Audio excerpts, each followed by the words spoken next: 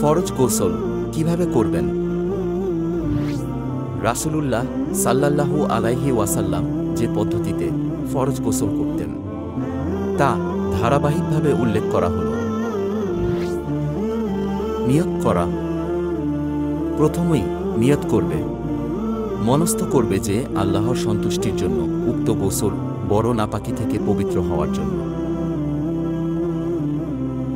বিসমিল্লাহ বলা। রাসূলুল্লাহ সাল্লাল্লাহু আলাইহি ওয়াসাল্লাম বলেছেন, যে লোক অজুর সময় আল্লাহর নাম স্মরণ করে না তার অজু হয় না। হাত ও লজ্জাস্থান ধৌত করা। শুরুতেই 2 হাতের কবজি পর্যন্ত ধৌত করে নিবে, তারপর শুধু বাম হাত দিয়ে লজ্জাস্থান ধুয়ে নেবে এবং উরুর আশেপাশে ও যেখানে নাপাকি থাকতে পারে সে অংশ ভালোভাবে ধুয়ে ফেলবে। বাম হাত পরিষ্কার করে ফেলা। অতঃপর বাম হাত মাটিতে বা সাবান পানি দিয়ে উত্তমরূপে ধৌত করে নেবে। অজু করা।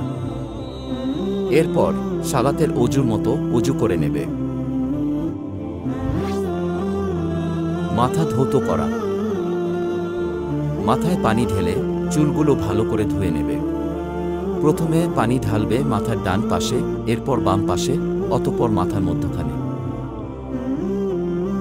পুরুষদের দাড়ি ও মাথার চুল ভালোভাবে ভেজাতে হবে, তবে মহিলাদের শুধু চুলের গোড়া ভেজালেই যথেষ্ট, তাদের খোপা বা বেনি খোলা জরুরি নয়। শরীর ধৌত করা। অতঃপর পানি ঢেলে শরীরের সর্বাঙ্গ পরিপূর্ণভাবে ভিজিয়ে দেবে। পানি ঢালবে প্রথমে ডান দিকে, এরপরে বাম দিকে, সবশেষে পা ধোয়া। গোসলের জায়গা থেকে সরে এসে সর্বশেষ 2 পা ধুয়ে নেবে। রাসূলুল্লাহ সাল্লাল্লাহু আলাইহি ওয়াসাল্লাম ফরজ গোসলের পর আর অজু করতেন না।